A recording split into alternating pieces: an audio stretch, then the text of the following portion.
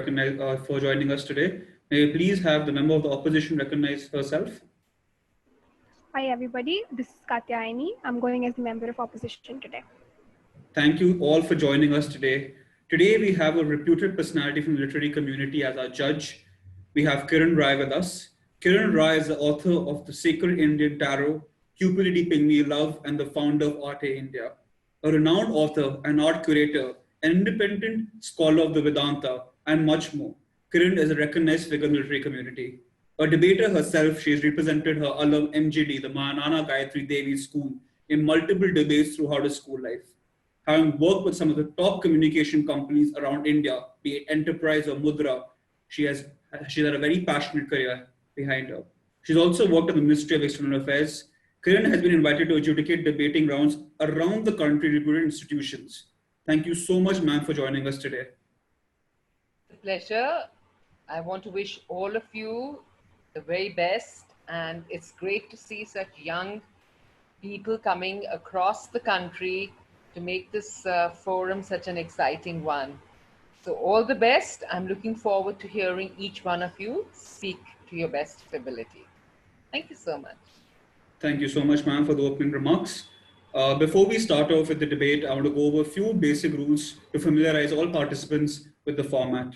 As discussed, as mentioned earlier, the format of the debate is the Prime Minister will begin the speech with a constructive speech, followed by the leader of the opposition with a constructive speech, followed by the member of the government with a constructive speech, followed by the member of the opposition with the last constructive speech. The leader of the opposition will be coming back for the first rebuttal. The Prime Minister will be coming back for the second rebuttal, and therefore the debate will close. There will be three bells I want to familiarize you all with, is to indicate the time. The bell will ring at the first minute of your speech. It will ring before the last minute begins of your speech and when your speech concludes. I'll just play the bell so that you familiarize yourself with it.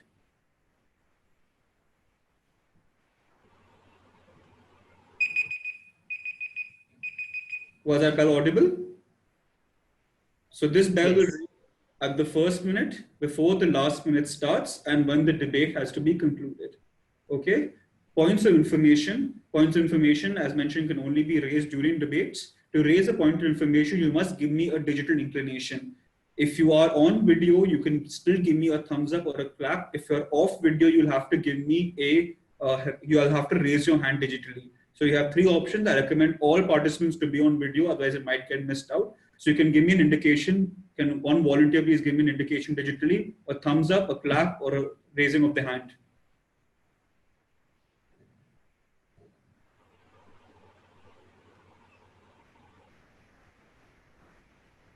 Okay, so when either indication comes, this buzzer will take place. Is this buzzer audible? Yes.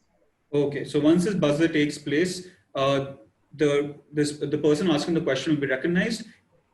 This is the buzzer to recognize them. The debater who's speaking, when you hear the buzzer, mention if you want to take the point of information or not.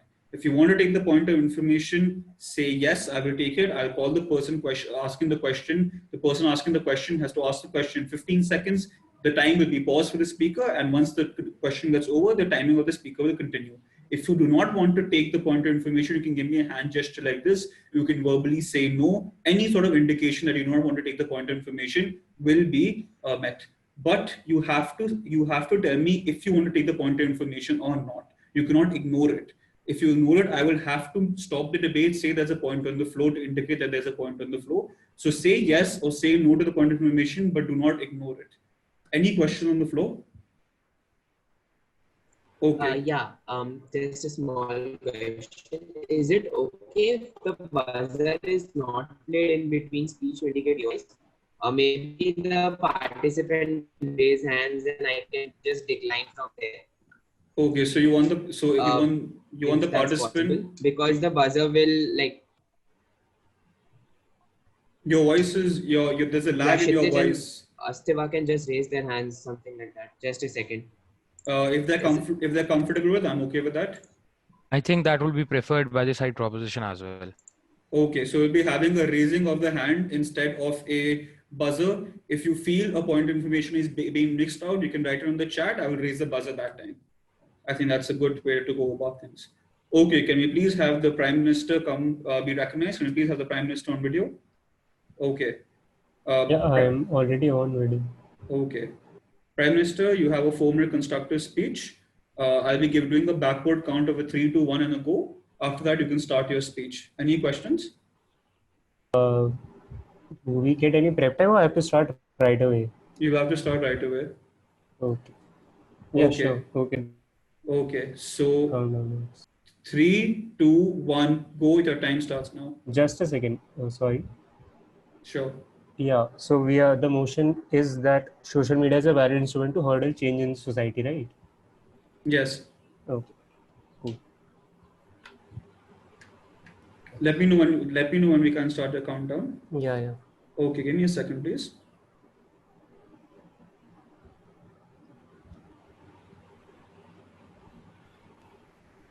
Hi. One second. Just give me a second. Yes, tell me. No. This is the LO. Yes, tell Can me. we just like pause for a second? I need to drink water. Sure. Okay. Thank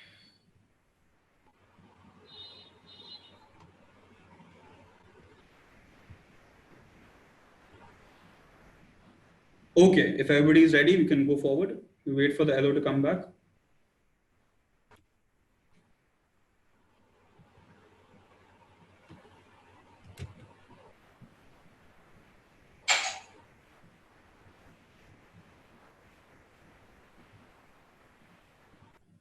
Astad, can you please check your WhatsApp?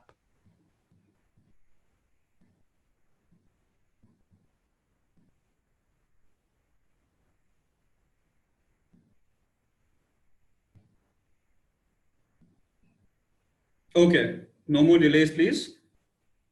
Sitwa, a 3, 2, 1 and a go. Okay? 3, 2, 1, go. Please start your debate. Yeah. So hello everyone. Good morning, good afternoon, very good afternoon to the panelists and to the member of the opposition. The motion before the House is that the House believes social media is a valid instrument to herald change in the society. Now, as we all know, this is a time when social media is blooming. And since everyone and every section of people have access to the internet, they also, with the access to internet, they also have a platform where they can come on and they can express themselves and they can be a part of the society that is pretty much visible and connect to people throughout the world, not just in their respective individual country or the people in their the physical society. Since social media is such a huge platform and what it does is connecting people at such a large scale, what happens is we get to know what all is going on in all the different sections and in all the different parts of the world as and the society as a whole. So what social media does, it brings out in the open the real what the society is going through. And as we all know, we are all evolving, we are all growing. So with time, there needs to come a change in almost every aspect of the world. Everyone and everything with time needs some change or the other. And we as human beings should be able to accept and promote that change, because what that change does is it shows us a part of the society and how basically how beautiful and how good bringing about a change can change us for the betterment of the society. Now social media, since it's available to everyone and almost everyone can get onto it, it's accessible to everyone. What happens is you as an individual can say or talk about things you're going through or you're feeling, and the world, the other people acknowledge it. And once we acknowledge things, what we can take actions on them. Because what happens more often than not is when social media was not there, what people were going through more often than not, they were not able to communicate or reach out to people who are in position powerful enough to bring about a change in the society. Yeah, I will take the POI. Yeah, in the era of without social media, people could just call others and reach out to them easily, even without social media. So how does just having a knowledge about issue will bring a change? Because this knowledge comes with a lot of fake news as well. Yeah, while I'm not saying that knowledge does not come with a fake news, and I'm not saying that people were not able to reach before social media does not exist, what I'm saying is, with social media existing and being a part of our lives, it's easier for people. For instance, I will give you that POI with a example, that if I want to contact someone in position of authority, more often than not, if you call them, they won't pick up. But with social media, what you can do is you can reach directly to them. And even if the person that you're targeting directly does not respond, it does create a communication channel. It does open a communication between them and you. I hope that answers the question. And now moving further, since we are talking about how social media is a valid instrument, let me tell you what else social media does. Uh, with the existence of social media and everyone having access to it, society, the ill things or the bad things that are going on in society, people are finding it difficult to hide. You cannot really escape from the truth, because what happens was, when social media did not exist and everything was not visible, or not, people were not that or were not able to reach out to people at that level of scale, it was hard for them to say or to talk about what they're going through, or to make people understand. But with such a huge population on social media and everyone being in connection to one another, what happens is, more Time is up. you get people who connect to you and who understand what you're going through. And now further, That'll be the all. member That'll be of all. government That'll be all. will- That'll be all. Thank you so much. Thank you so Okay, much. thank you. Leader of opposition, please take the stage. Yeah, just I'll do a countdown myself if that's fine. Okay. Okay. Let me tell you if they have a lag. Am I fine? If there is no lag, right? No lag as of now. Your mic, yes. Please give me a Okay, countdown okay. and I will start. Right. Starting in 3, 2, 1. The Prime Minister says that access to the internet and access to the world will help solve issues. He tells us that knowledge about the issue will bring change. Thirdly, he tells that personal sharing of personal experience is so much easy that will bring change. And fourthly, he tells us that something is very difficult to hide. That means to say it's easier to expose stuff when you have social media. I'm going to bring down their own case and rise my still case. They'd never tell us what actually social media is and what actually changes. I am going to do that for you. We tell you that change comes in 3 steps. First of all, it comes in having a deep understanding of the social issue. Second, it comes with empathizing with the social issue. And thirdly, doing something to change it. What is social media? Although started as a way to connect to people, nowadays on social media, even when we consider any social issue, there is no place for a non-polarized environment. That is to say, if you don't criticize Modi or if you don't criticize Rahul Gandhi, you will have like no place on social media and you will be getting attacked from all sides of the spectrum, and it will anyways going to obstruct how you bring change. Sorry, Shreya, I'll take it later. Second, we tell you that this social media is an easy getaway, is an easy way. It's a very superficial way for people to vent out their feelings whenever they see something wrong happening. Second, we tell you this social media, anything which is shared, is people usually do it to sell themselves, to improve their own standing rather than to actually focus on bringing that change that they wanted. Third, we tell you that I've told you that it's about a left versus right on social media, and more often than not, it's not the correct information that Astiva tells you is there on social media. It's the fake news that is mostly there on social media. It's the polarized opinion that the left throws on the right and the right throws on the left. Right? Let's look at one of these key issues about polarization and politicization. Right? First of all, which of these two things do you think will get more views on social media?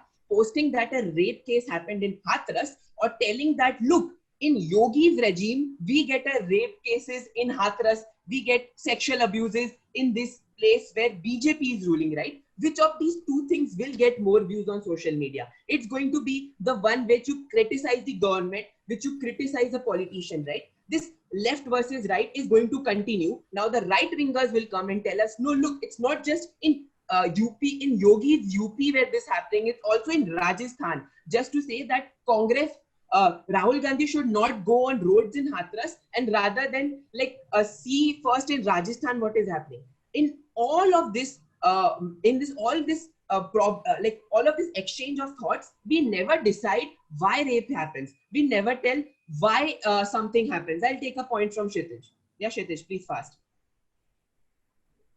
I'm neither a right wing. I do not have a right wing mind nor a left wing mind, but I still am on Facebook. I can show you on my phone. I'm still on Instagram. I'm still on various other social media platforms. So how do you think? How do I go about it? Right, Kshitij. I gave you an example of how things sell on social media. Balance, you have no place on social media because you will be ripped apart by both sides of the spectrum. You will be questioned by both sides of the spectrum. It will finally affect you and never bring change, right? Second, let's talk about this boys' locker room, right?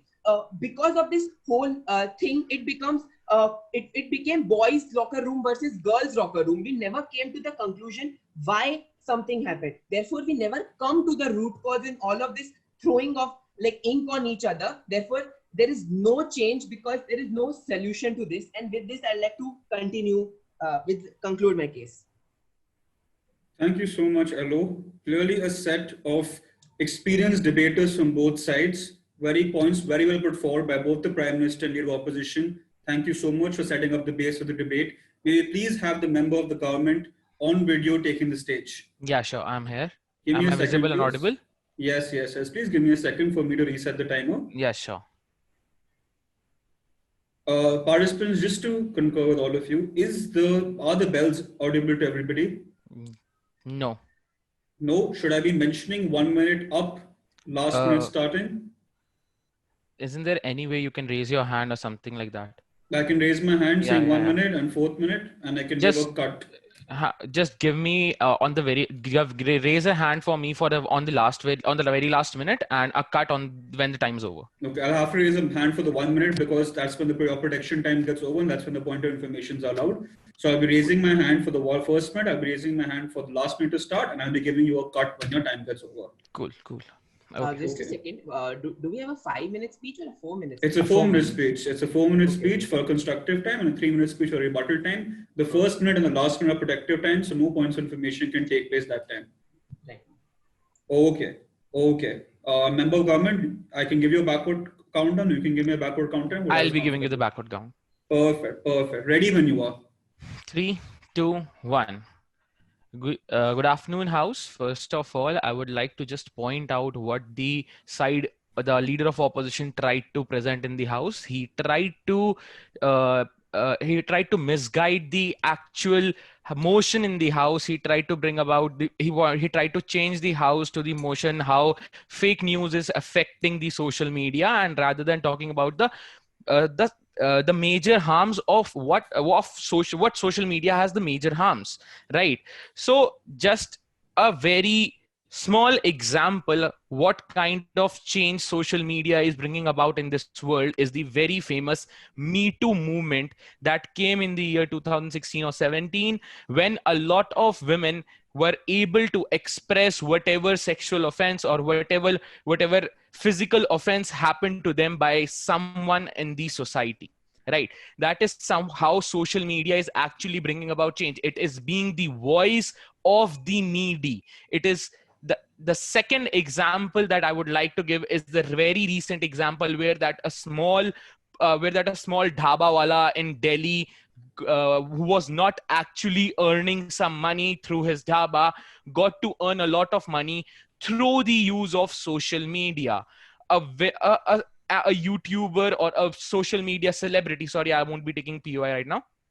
A YouTuber or a social media celebrity came forward and tried to promote his dhaba through which he could earn money. So these are very little examples how social media is actually reforming and reshaping our entire world.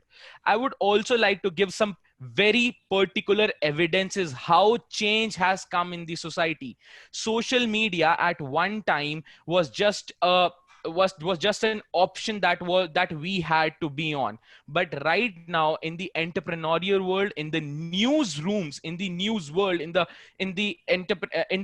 businesses of news, or rather the fourth pillar of the democracy, what we say as media, social media is turning out to be a must-have thing in the organization. So first, initially, what happened was newsrooms were led out by the particular type of news. But now, how their profits are run, how they are going forward, is run out by how their social media channel is presented in front of the world. Second example, our banks and our banks have been transformed to social media, how they are using the technology. The fintech startups and other stuff. There's a point on the floor. There's a point on the floor. Yeah, sure. Yeah, Kshitij, you mentioned about Baba Ka Dhaba. So Yeah. what happened in that is that everyone shared on social media. I did, but that didn't bring that just brought change in one. I tell you that I just shared it and I got, oh look, I brought change. But I didn't go 10 steps down my lane and brought from a Baba Ka Dhaba in like Baroda ke Baba Ka Dhaba. So I Really- didn't bring any change. I just shared Really it. thank you for pointing that out, that you can bring about a change in one person's life by mere sitting at your place in your house just by sharing a story. That is the power of social media that I'm trying to present in this house. That is the kind of coverage that a poor person gets or a particular movement gets when it is highlighted in the social media. That was the kind of point that I was trying to prove in this house. That was the kind of stance that I was trying to present in front of the judges, that how social media can help us reshape and rethink and reform our entire society and the entire world surrounding that society. Talking about how social media helped us in coronavirus, it was 8 months long, 6 to 8 months long lockdown, and how it helped us gain consciousness. How does it help us in our mental well-being? That because of the social media, we were connected to the people that were there in our physical world before the lockdown. So that really helps in we can see that how social media is developing our future, how it is creating awareness, how it is helping us create a mental stability in the society, how it is helping us keep all the things that are around us in the way they were, with specific respect to the coronavirus issue, right? Some other evidences that I could provide of is how healthcare is improving, how public healthcare is actually changing using the help of social media, how entrepreneurs are getting connected with the use of social media, and they are actually developing in technologies and innovations which was not possible when social media was not there. I would just like to end my case. I would just like to conclude my case by saying that social media is actually bringing about a world-class change in the society and in the world that we are living in. Thank you. Thank you so much, Member Government, for taking the debate forward and cementing your team's positions. Can we please have the member of the opposition bringing up her side of the debate? Would you like me to give you a 3-1 countdown, or would you give it to I time yourself? myself. Okay, sure. 3, 2, 1. We all essentially remember the one shot to fame of many legislative advocates, be it the powerful Senator Alexandria Ocasio-Cortez or Mahua Moitra back home in Lok Sabha. What brought about this fame? Good, new, fresh ideas, sure. But who takes the credit for its popularity? Social media. Fresh idea exists even without their amplification, and that's the point that we as the opposition team are here to highlight. Ladies and gentlemen and respected members of the panel, it's of utmost importance to understand that social media has done a lot worse than good, and it often takes the credit for even things that it does not do. The point that the proposition argues that mass support is bringing a change in the society, as in the case of Baba Ka Dhaba being highlighted, it's but a huge facade, is but a huge social facade. Social sharing has encouraged people to use computers, mobile phones, and actively engaged in campaigns, but not in real life. Their support is limited to pressing the like button. Their support, they usually use this to opt out of actually committing time and money. What's this one organization that brings about huge change in the society? It's Bill and Melinda Gates organization. Do they go about by the social media campaigns, and do they go about by getting influenced by that? No. When you allow people to privately get influenced and privately bring about change, yes, I'll take your POI. I just want to give you a clarification that Bill and Melinda Gates organization does have a social media campaign, and they do go by the social media platforms. So your point Thank you. itself states wrong. I hear you.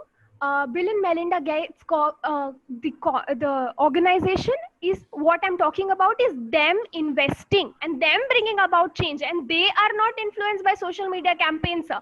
They bring about a lot of social media campaigns, but it does not really guarantee the fact that actually making people aware of something is equal to making people get change. No, thank you.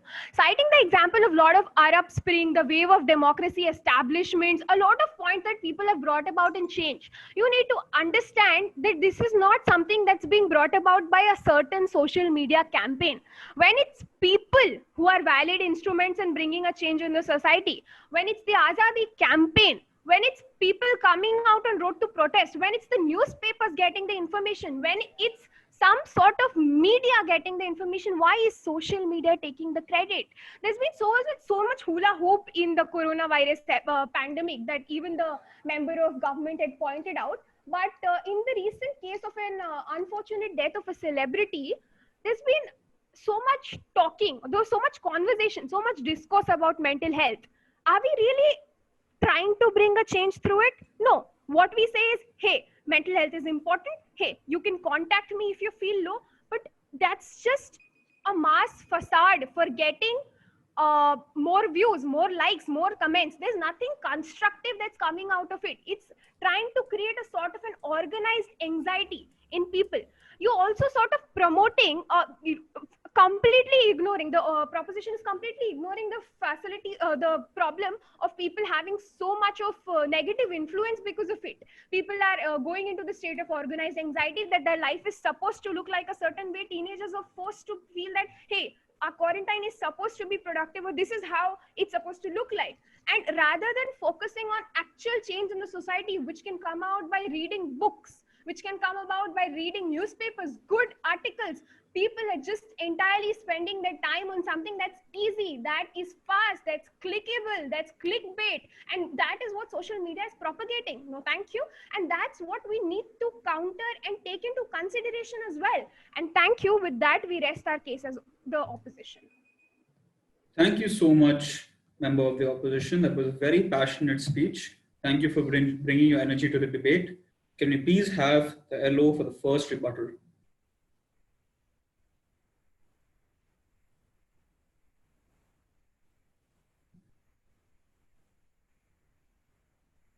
Leader of opposition. Hi. Hello. Yes, I can hear you. Do I go first, or is yes, the leader of the opposition comes for the first rebuttal? Okay, cool. Okay, this is a 3-minute. This is Sumit, just a question. Can sure. Can we ask POIs in the rebuttal speech as well? No. That is not allowed. I was just informing the panel about the format of the rebuttal. Rebuttal speech is just a 3-minute speech. I'll be giving an indication after the first minute and the last minute. Leader of opposition, ready when you are. He'll be starting in 10 seconds. Sure. Please be on camera, ma'am.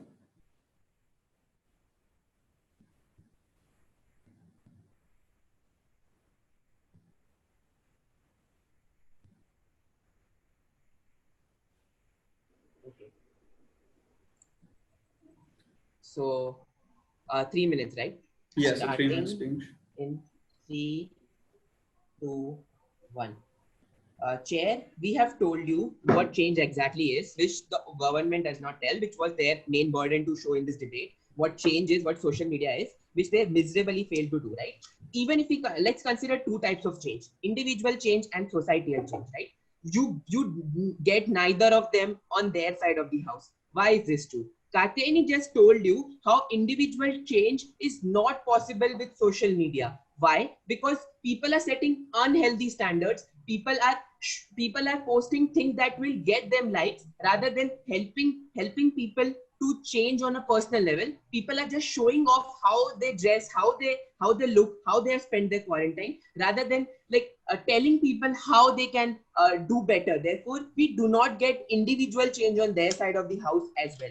Coming to the larger question of societal change, the Prime Minister tells that access to the internet gives it to the world. Let me tell you the hypocrisy of Disha Patni. Disha Patni endorses this fairness cream, but she comes and tells, oh look, there is a Black Lives Matter movement in USA. Don't you think this is the epitome of hypocrisy? She promoting a fairness cream and then telling to the world, look, we should support the Black Lives Matter movement. Why did Disha Patni do this? That is because this social media is something that is only there to garner likes, is only there to please the audience. It's not there to bring change. What does actual change result in? The Black Lives Matter movement was like a turning point only when people came out on the streets. If we in India just show off that, oh look, Dalit Lives Matter, Black Lives Matter, it's not going to change unless we come on the streets, right? It's less likely you will come on the streets and protest, because you just like fulfill yourself by posting on social media, right? Giving the Bhaba Ka Dhaba example,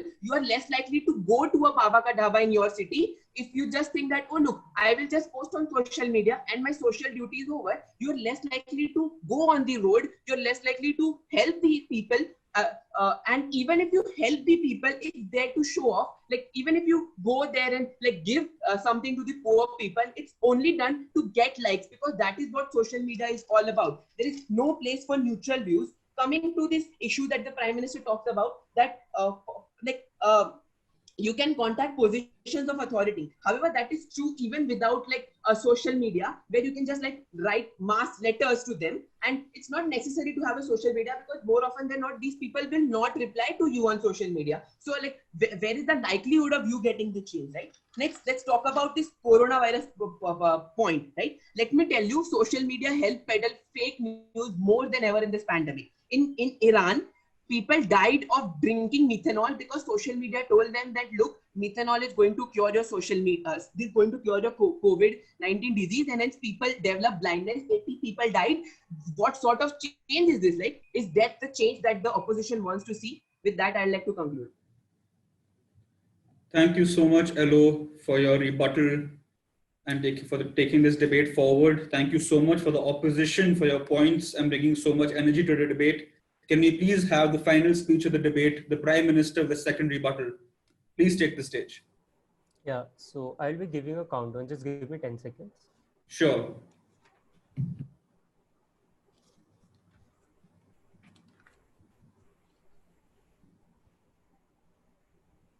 Yeah.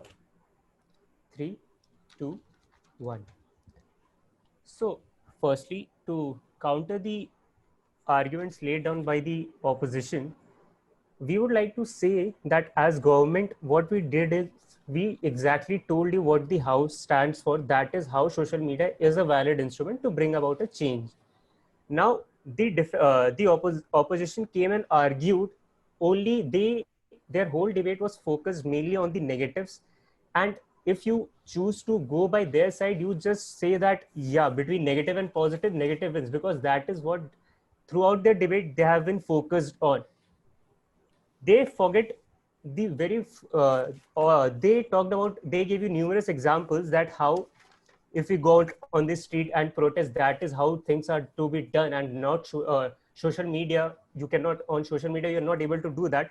To that, I would like to say that as the opposition talked about the examples of Hathras rape case, be it the Black Lives Matter movement, all these movements, what happened was people all over the globe, from be it USA, be it India, be it any other country, everyone came to know about it only and only because of the existence of social media. That is how powerful media is. What the opposition failed to establish here is, yeah, okay, they say fake news exists, but all the major news channels, all the major people in the world, they have a social media account that they use and that are even verified nowadays, so that no fake news comes from verified people. And with that, they make sure that whatever information reaches out to the people is actually true. Now, coming to the to what the opposition argued, that even in the coronavirus pandemic, social media was of no good use. To that, I would simply like to say that people who lost their jobs, in fact, a major section of the society earned their living through social media. And even for example, myself, I was stuck and it was Twitter that helped me out reach to the DM of my particular city concerned, and he came to the rescue. So that is how social media is bringing about a change in the society. The opposition, what it did on the floor was they straight up denied the fact that social media can bring about a change. A platform that is used to connect more than a number of billion people from all over the globe, you cannot just simply say that in comparison to writing mass letters, you cannot use social media to use the authorities. That is absolutely absurd, because if I can actually open a communication channel through social media, I'm going to do that rather than write letters or go to the office and bars the doors every day, because even I have some work to do. And talking about the examples we gave to you, beat the Miu movement, beat the Baba Ka Dhaba in Delhi, all these movement, even in fact, like the leader of opposition himself in his PI came on to us and told us that all he did was he just shared us the story, and he didn't took 10 steps down to the street to eat food from his local vendor. To that, I would like to say that's on you. But even since you shared the, since you, okay, so that's it. That is how I would like to rest my case. Thank you so much, both teams, to come to this debate. Good points from both the sides, very passionate, articulate speeches. Can you please have a closing remark from our judge? Ma'am, you're mute. Okay, you are muted now. Yeah, I am. Okay, that was an extremely interesting debate, and I liked the way all of you brought together your points. But I'm going to give you a feedback to each one of you. Kshitij, would you put on your video so I can see you? Sure, ma'am. Yeah. Okay, so I've written down points, so I'll keep going back and forth between the screens. So if you lose me, you just have to bear with me. Okay, Astitva, you were the Prime Minister, you were the opening debater. You could have set the motion a little more powerfully. This is a debate where today all the youngsters are using social media. It's something that is extremely contemporary. You could have taken that to its advantage and set the motion more strongly. You could have defined what is social media, when is it that social media has become so powerful, what are the various instruments of social media, and given some very valid examples. You know, you could have increased the range of social media by introducing how it helps in business expansion, how it helps in social awareness, mental health, how it brand engagement, you know, new opportunities for business. You both the for the movement people could have given a lot more of these examples. Okay, I mean, I liked Kshitij. I liked what you said about the Me Too movement. I mean, that's one of the most prominent, you know, examples of how successful social media has been. But you could have bought the Arab Spring, you could have bought the Akhilesh movement, you could have bought. There's so many examples in India where social media has been so prominent. So you should have put them all down.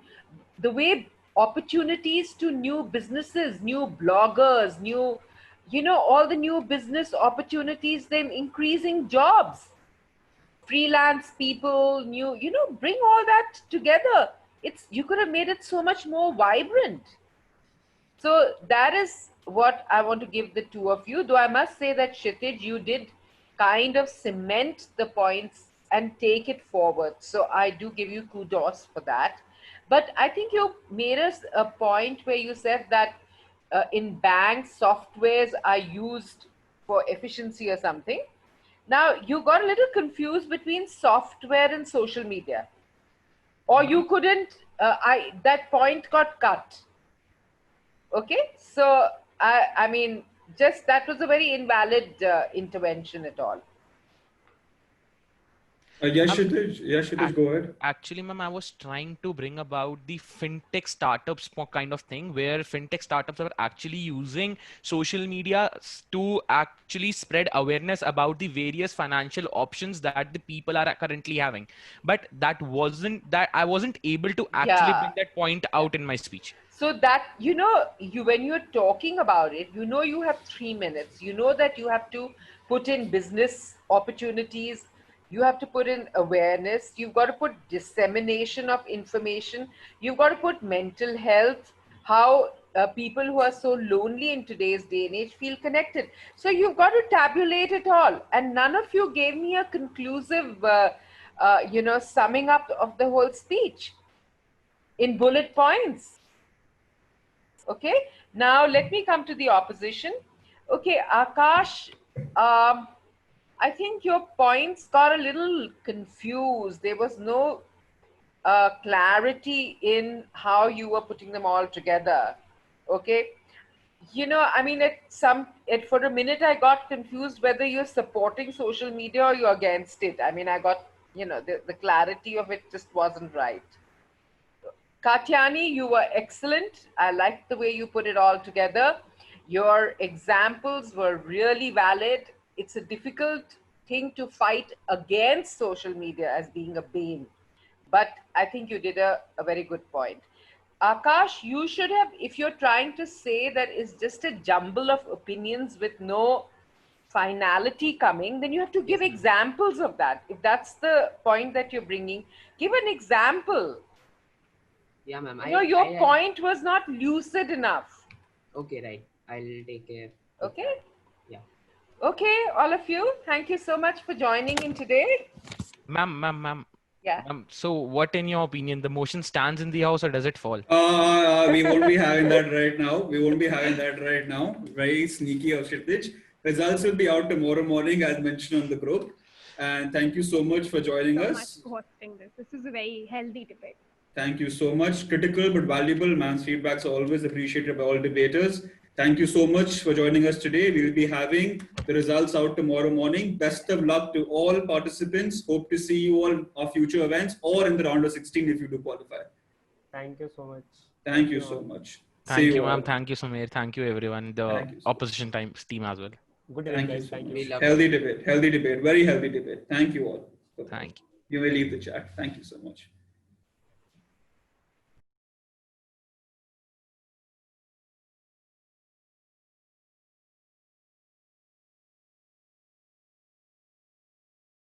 Okay, participants, a few ground rules before we start. I'll be giving you 3 indications to ensure you know the time of your speech. So when the first minute goes, I'll be giving you a 1-minute remark saying that 1 minute has stated. After your last minute is starting, before your last minute starts, I'll be giving you a 4-minute mark stating that your 4 minute is starting. Once your time is over, I'll be giving you a cut remark that please conclude your speech, your time is up. So just to summarize, 1-minute remark when 1 minute is gone, 4th minute mark when the 4th minute is starting, and a cut mark when your speech has to end, when your time is up. For points of information, questions, they can only be taken after the 1-minute mark and before the 4th minute starts. Okay, if you have a point of information, you can raise your hand on video, and it's up to the speaker whether you take the question or not. The speaker, please, if you're speaking, if there's a point of information on the floor, please address the point of information. In this sense, either say you do not want to take it or you want to take it. Don't ignore it. If you ignore it, I'll have to stop the debate saying there's a point of information on the floor. Would you like to take it?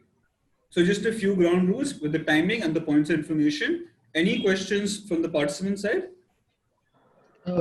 Just the one. Is there any rule such as a nuke which certain parliamentary debates seem to have, wherein there is one point of information in a speech, in a debate, which the other party needs to answer? There is no such minimum criteria or provision of one point of information has to be answered. It is completely up to the speaker if they want to take the POI or not. Thank you. Okay then. If there are no other queries, we can move on with the Prime Minister's speech. I'll be giving a backward count and then you can start. Any queries? Okay, so I'll be giving a backward count and we'll begin with your speech. It's a 4-minute constructive speech. 3, 2, 1, your time starts now. Good evening to one and all present here. I am going to present the proposition's view, which is that the House believes that free markets are free markets. The ideology of a free market works better for the developed nations. Firstly, let's define the terms in the motion. The first term as such of any ambiguity is a developed nation. Here, by a developed nation, we refer to nations which have a high GDP per capita, nations which have a huge market share in the worldwide market, and whose systems and institutions are very well established and grounded. So the risk of a breakdown or risk of political instability is extraordinarily low. And the reason these markets are to be considered developed markets or developed nations as such is primarily due to the fact that they inherently allow companies to make investments into them, or companies to invest, companies from said nations to invest elsewhere with minimum risk factors. Now, coming to the definition of a free market is an ideology which states that the government should have a very minimal control or very minimal intrusion into the market of a nation. Now, a free market does come with its own restrictions, obviously, as every other freedom does. For example, your right to freedom in a person's fundamental rights also comes with the restrictions of reasonable limits and reasonable causation and such. Now, coming to why a developed nation is obviously better, like suited to retain a free market, is solely because large companies need ways to undercut their competition. Now, large companies, which primarily are based out of developed nations, which is why they contribute hugely to the trade surplus of that nation, need new ways to undercut competition with other such large companies. And the only way they can do that is by reducing labor costs, is by reducing the cost of raw materials, reducing the cost of transportation.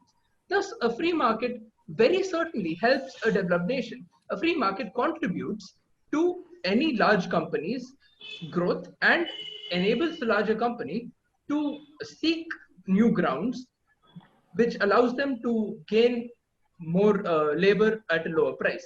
Now, coming to the second point, which is that they need ways to turn that zero-sum game, a zero-sum game wherein the market they're selling their goods to is fixed. The market they're approaching with their product is very fixed. Hence, they need ways to diversify. They need ways to expand their market in order for there to be any scope of growth.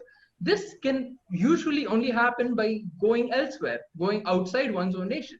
Therefore, a free market economy allows a nation's corporations to become multinational corporations, which in turn lowers all their costs. Now, lastly, there is the point that big bureaucracy leads to a lot of delays in these nations. Due to the stability of the developed nation itself, there are huge bureaucratical delays. There is the fact that if any manufacturer wishes to go ahead and sell their goods or market their product, they should and do need to have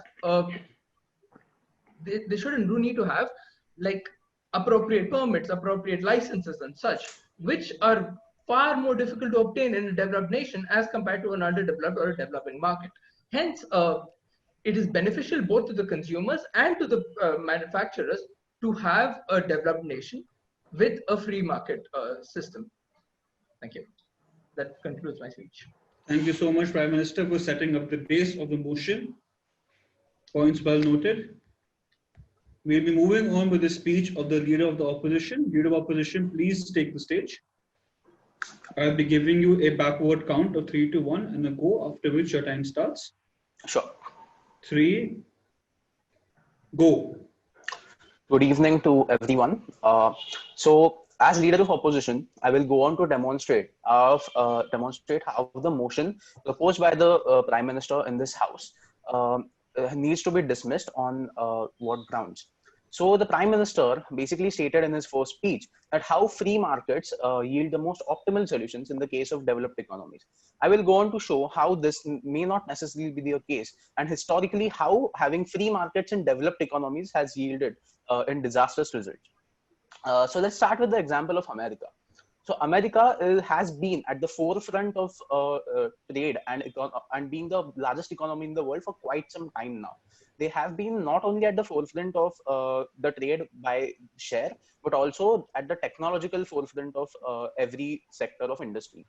Now, what happened historically, as globalization increased and the possibility of having a free market increased in the world, the global outsourcing of jobs started happening. You had the new phenomenon of having global supply chains, of having outsourcing of jobs, of making possible that every step of your production, right from design to distribution to the consumer, has been outsourced to the place where there are lowest possible labor costs. So how this happened in America? So one of the disastrous results it yielded was the once fledgling industry, auto industry of America, where the cities of Detroit and Chicago were the havens for auto industries. They crumbled because all the jobs left, and the Japanese and the Korean car manufacturers basically eated away all their market share. So today, even today, if you go and see the cities of Detroit and Chicago, these cities are crumbling and decaying due to the lack of jobs. Even the recent election platform of Donald Trump for getting elected in 2016 was that the Rust Belt or the Iron Belt, which is typically seen in America, which basically means that towns and cities and the region of America which specializes in auto industry, heavy metals, heavy industries, all the jobs have left from America and went to places where the labor costs are substantially significantly low, and the transportation costs can easily be more than recouped by the producers. Now, in a free market, basically the corporations, the driving force behind their actions is maximization of profit. They don't care what happens to the producers and workers domestically. They don't care if jobs are going out of this country. They don't care if the people domestically are suffering, as long as their bottom line and top line margins are increasing. And this is exactly what happened in the cities of America. And this is exactly why even the resurgence of the right and Donald Trump happened in 2016. Another example I'd like to give, which all of us can probably relate, is IT industry, outsourcing of IT industry to cities, to places like India. In fact, this happened at such a large scale that a new word was coined in the English dictionary called getting Bangalore. Basically, what getting Bangalore means is that you lose your job due to the outsourcing of your job to somewhere else. So this prevalence, while it brought great amounts of wealth and created many jobs in places like India, and all of us have benefited from that, many people in the states lost their jobs, and this term was so prevalent that the term getting Bangalore was coined due to that. And so this is why I say that in developed countries, for them, the chief modus or the chief focus of their economy is not growth, is not the rate of growth of GDP. They have to focus more on other indexes of human development, such as how equitable the distribution of wealth is happening, how well are other services and products being given to the consumer. It's not just about top line and bottom line growth for the corporations, but the focus should be on the people in the developed countries. And this is where the free markets fail the consumers or fail the common citizens of the country. While you have billionaires and millionaires in thousands, if not lakhs in these developed countries, the poorest of the poor, that margin keeps growing, and while the richest, they keep increasing. And that should not be the focus of developed countries, because their focus is not on the economic growth. And hence, by saying this, I'd like to conclude my speech as the leader of opposition. Thank you so much, leader of opposition, for very valuable points added on to the discussion. Can you please have the member of government for the second constructor speech? Am I audible? Sorry. Yes, yes, you're audible. Right. Now, picking up where I left off, not only... I'll give the countdown. I'll just give the apologies, countdown. Apologies. 3, 2, 1, go. As stated in my prior speech, free market inherently allows developed nations to diversify. But we are like, there's another side to the motion, which is that the underdeveloped and developing nations are essentially starved for resources. Now, the leader of opposition spoke of how a free market leads to the rich getting richer and the poor getting poorer. Now, if the same concept is applied in terms of nations, this suddenly implies that no developed nations or underdeveloped nations should intend to have a free market from the very beginning. In fact, the nascency of any industry in a developing nation is primarily because the nation itself has to first shift in from mining their primary economy, i.e. mining, agriculture, and such natural resources present in the nation, and then move on to secondary processes such as manufacturing, and then move on to tertiary processes, which finally increases the width and the magnitude of their economy. Now, if this is taken to happen in any developing or underdeveloped nation, the industries would not have any sort of protection from the government itself, because any larger MNC can very obviously undercut the prices they're selling at. Any larger MNC from abroad can very easily just give and deliver to the consumer a better experience than what most industries and products can in like a native market. Now, coming to like the second issue of developed nations having the ability to just given unfair subsidies to their own markets because of the even a 1% tax, for instance, for a developed nation will result in billions of dollars of tax collection, whereas such a drop for a developing market would result in disastrously low tax collections. Therefore, any developed nations company can very directly flood the market with their own goods or undercut any competitor at nearly any point, any part of the world. Moving on to what happens in a developed nation and why it is so favored for them. My colleague gave an example of the auto industry in the United States of America, and the clear issue with that example is that the United States of America is not even close to what can be called a free market in today's world, given their recent embargo with China and such. Now, moving on to my last issue, which is that what kind of intervention is it good for a company, for a government to have in terms of its own market? If a developed nation as such that is required to keep protection on any such market, in that case, the developed nation itself has failed economically, because it just means that if industry is still in its nascent stage, while a nation in itself is fully developed, it means that the government has failed to enable its market, enable its industry, which is in fact is a very frail assumption. Further, in terms of a developing nation, it is better for them to have a closed market. It is better for them to have larger tariffs, because only then can the native producers harvest the native market and gain a consumer base in order to expand upon in later years.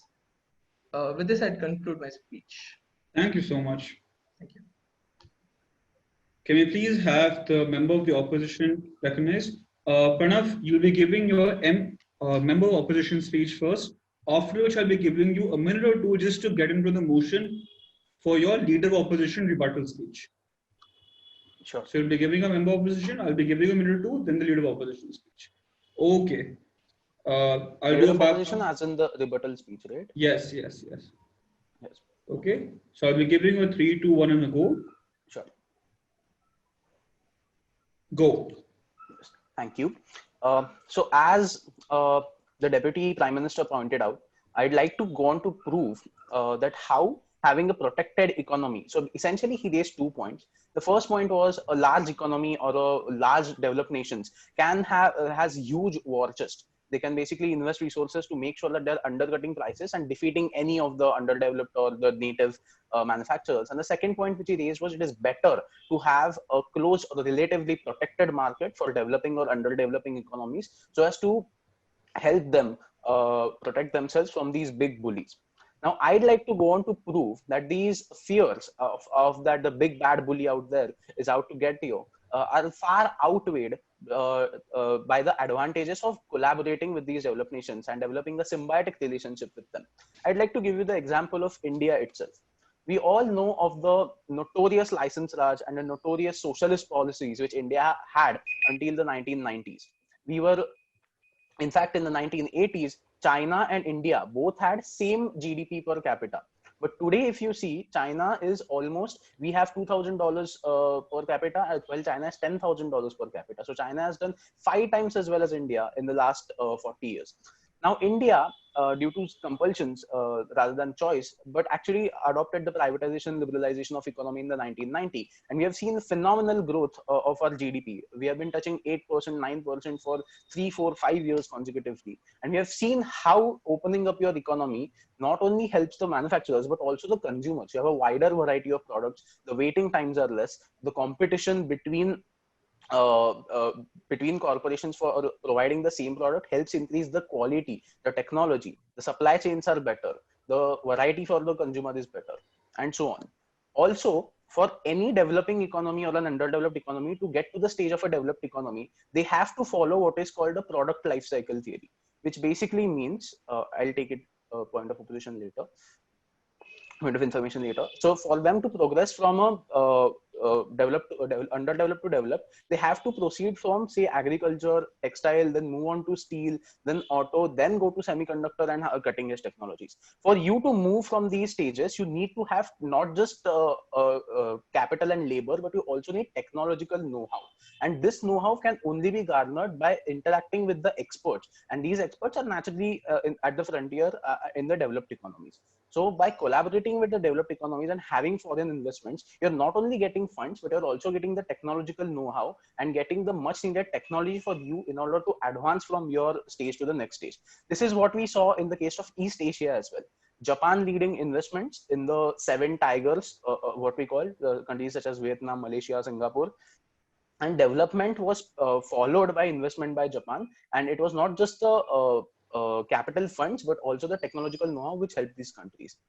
Another example I would like to give, example is that even India, today we see that the China is dumping products onto your market and our domestic manufacturers are suffering. But on the other side, companies such as Flipkart, companies such as Paytm, these are also sponsored by Chinese investments. And these companies have generated employment and generated wealth for Indians more than any other company that we have seen in the last 10 years. So no doubt China is dumping products in our market, but at the same time, Chinese investments are also fueling our own growth and our own development. Even infrastructure projects, which are government projects, are being sponsored by Chinese investments. So I would say, so as to conclude, that the foreign investment influx of not just capital, but also technological know-how far outweighs the risk of harming your economy due to unfair trade practices. And with this, I'd like to conclude my speech. Okay, take a minute or two, and then we'll start off with a leader of opposition speech.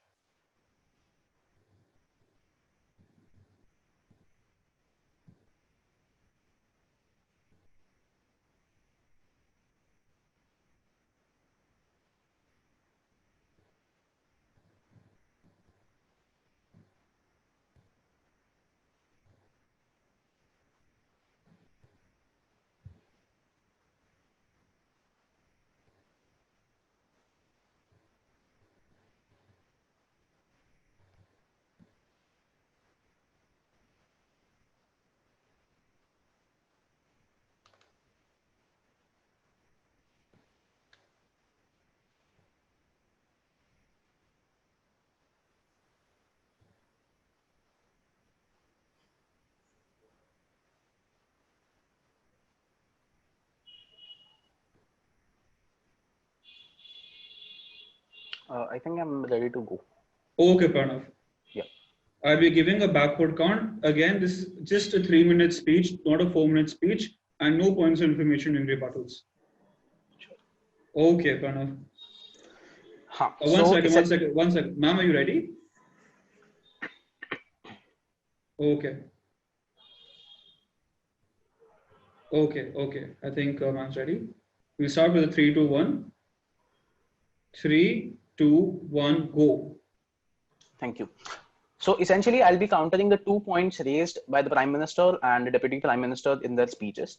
The first being that he claimed that the USA of today, due to the recent embargo on China, cannot be stated as a free market, as close to the ideal free market, which is expected for this debate. So I'd like to say that in his first speech, the Prime Minister defined a developed country by saying that the country has a huge chunk of market share in the world economy. Second, that they have been at the frontier of industry and trade for a long time. And the third was the chances of a political and social breakdown or political and social instability in that country is very less.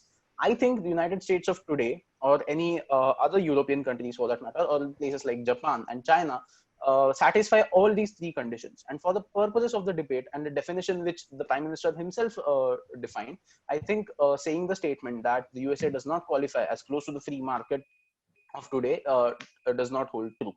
The second point I want to make is that the United States has traditionally been the poster boy of capitalism and free markets. They have been the ones who have had the major chunk of foreign investments in all of the third world and all of the developing economies, and even China, now that China is superpower today. So we have a demonstrated result that foreign investments and these product life cycle theory actually does help in propelling a country from its developing status to a developed status. The example being of China and even India in the near future.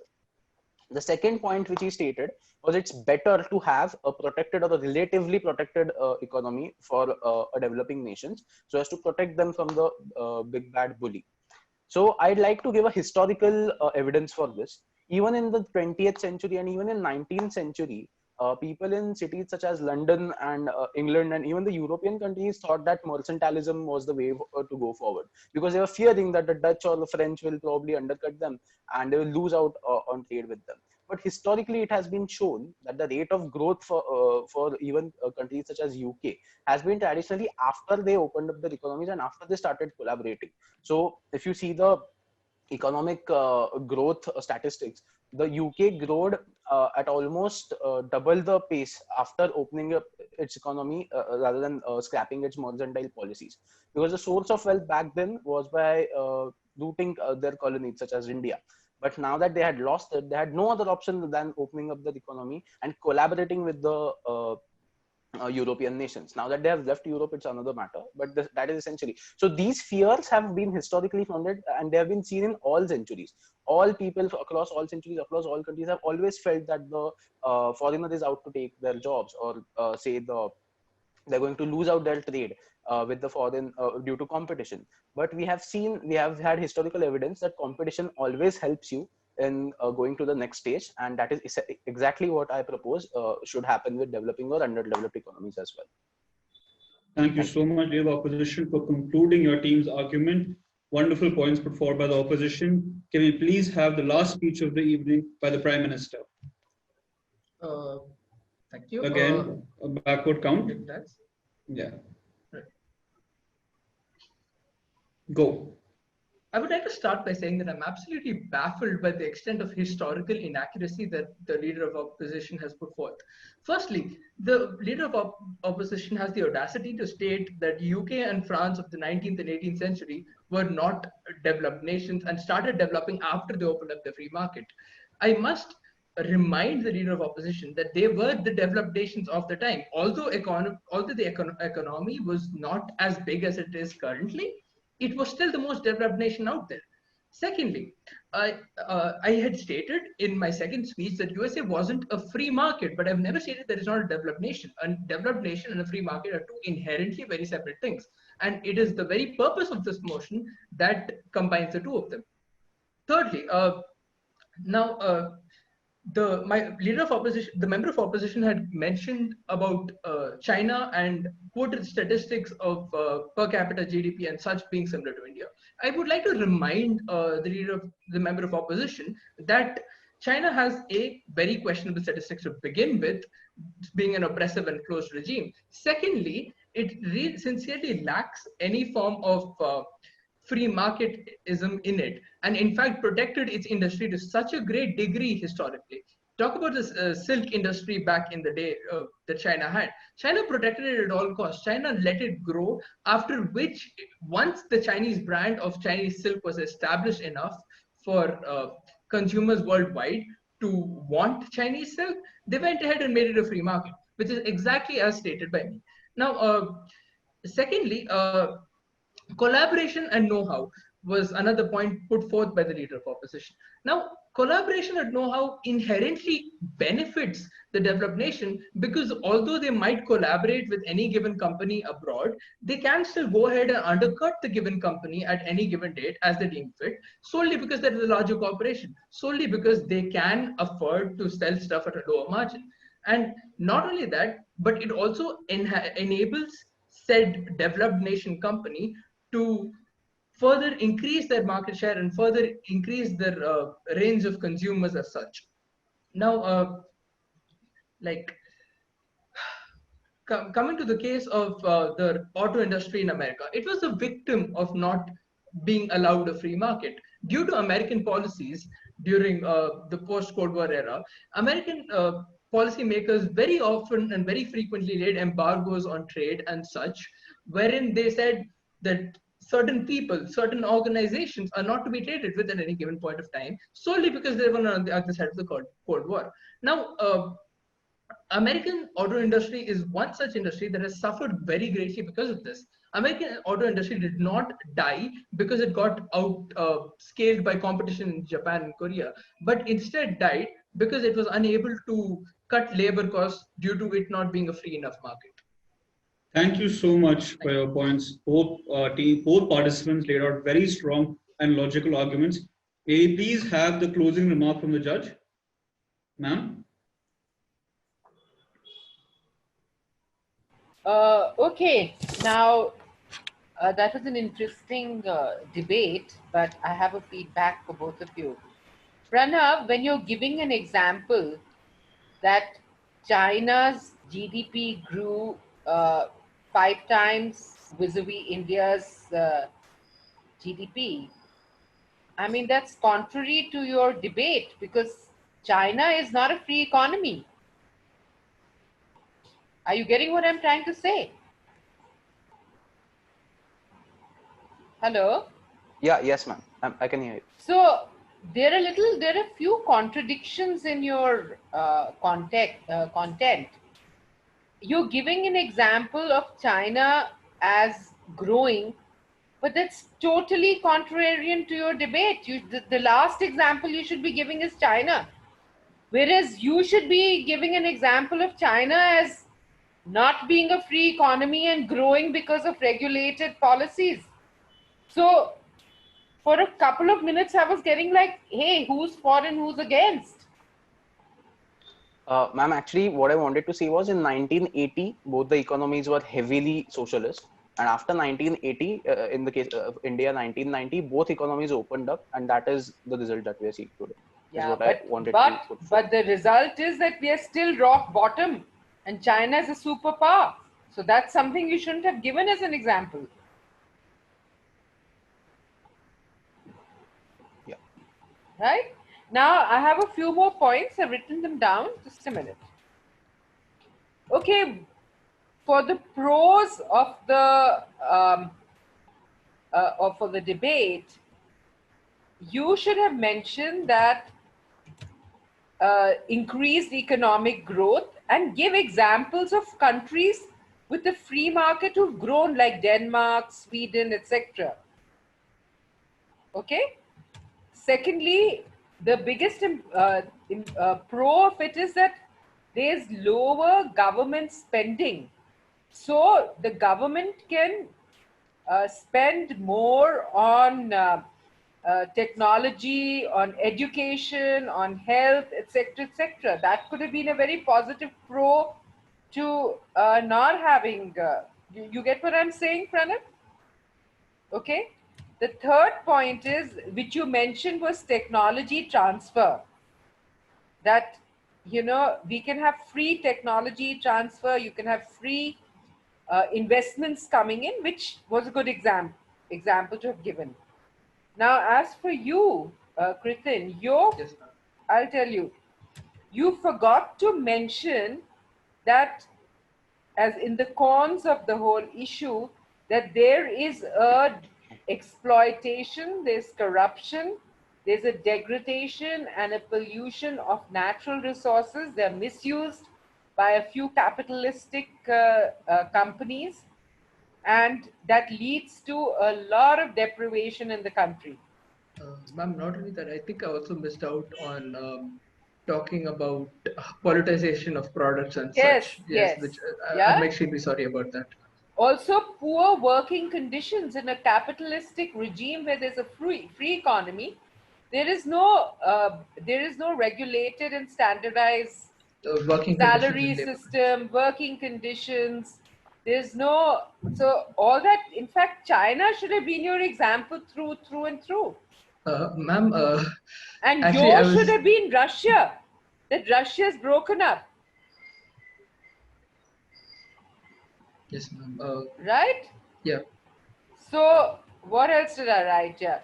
Now, another thing about the cons is that there's increased work outsourced.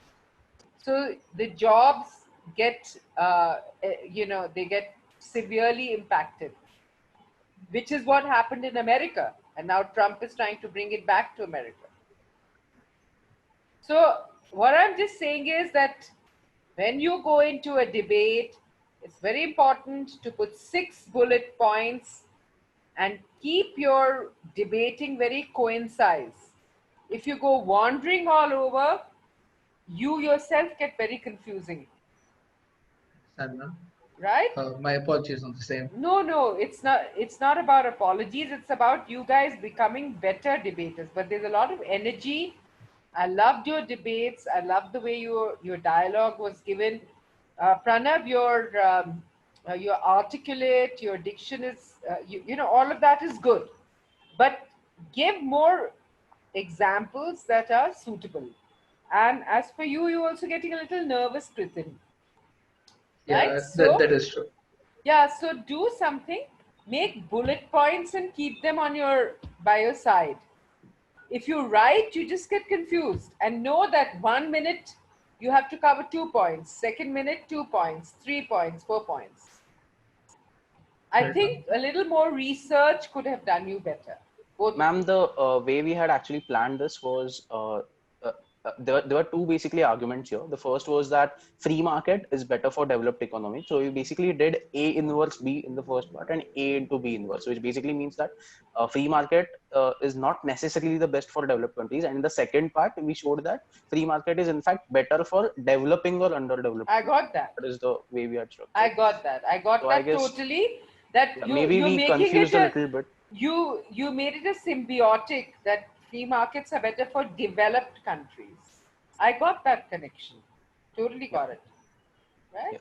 Ma'am, overall, would you say that we should work on adding more points to our repertoire, so to speak? Yes, or? I think so. I think your points should be like coincide prose. They could, I'll just read them out for you. Like they could be, let me just see where I can just get something.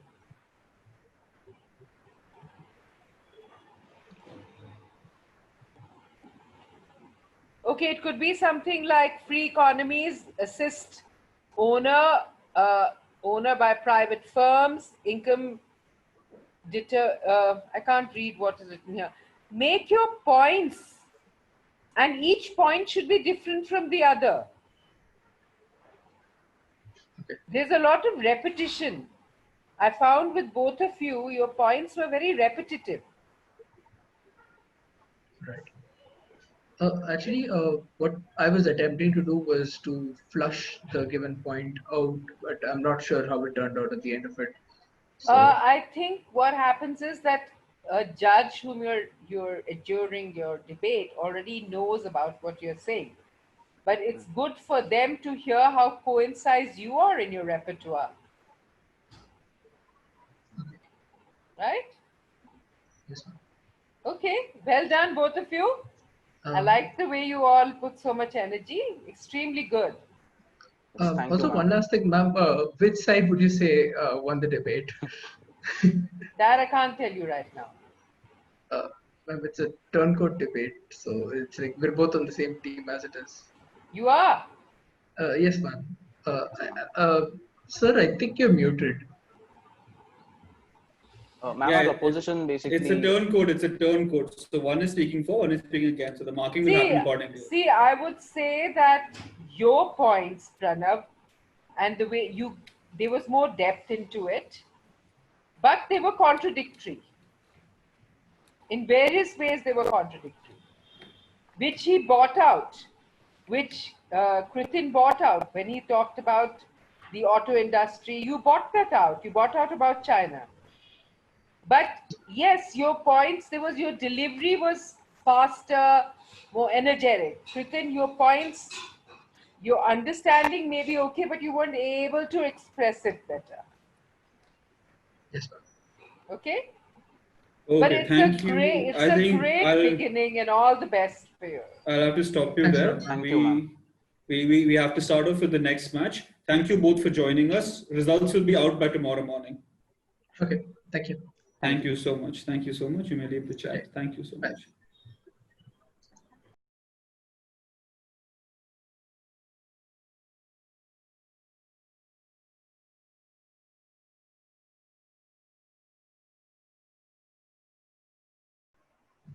Hello, good evening. Welcome to the Campus Online Parliamentary Debate Qualifiers.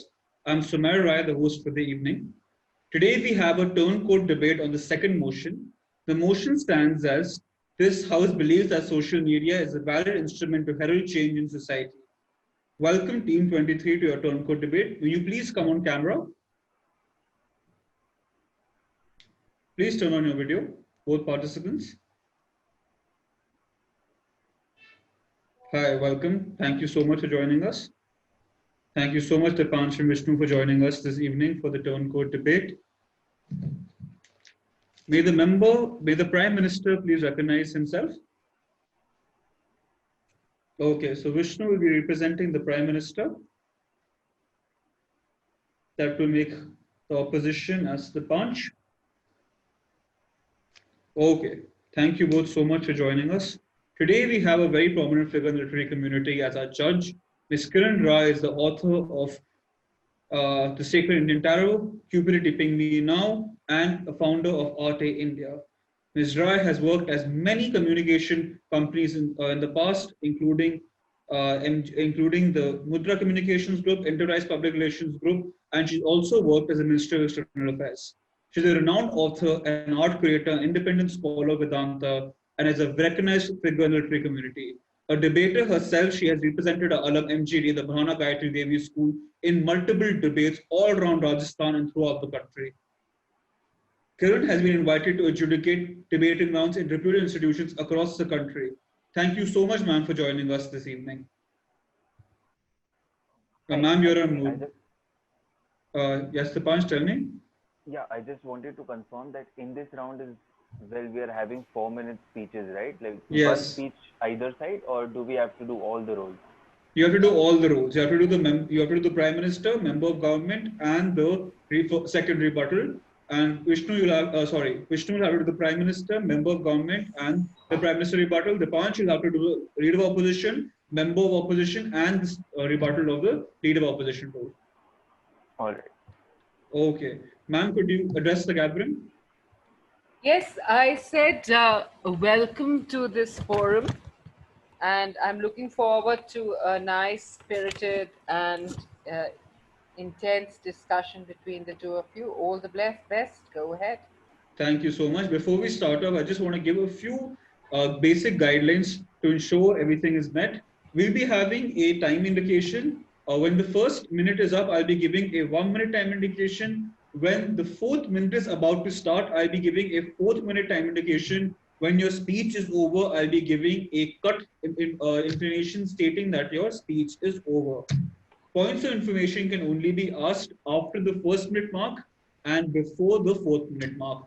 I request both of you all to be on camera throughout the debate. If there's a point of information, you can raise your hand. I'll be recognizing you, the person speaking, the speaker. If you want to take the point of information, please mention or take the point of information. If not, please mention you don't want to take it. Please address the point of information. Do not ignore it. Otherwise, I will have to stop the debate and mention that there's a point on the floor. Any questions as of now? No, I think we are clear. Just one thing, that if I reject a point of information, but they have to ask another point of information later, then can they do that? They can definitely ask another point of information later. We'll be giving a 15-second gap. All right. Thank you so much. Okay then. Can we please have the Prime Minister on take the stage? I'll be giving you a backward count. After the backward count ends, you can start your speech. You have 4 minutes as a constructive speech. Right, just give me 1 second. I'll set up the timer for myself. Fair enough.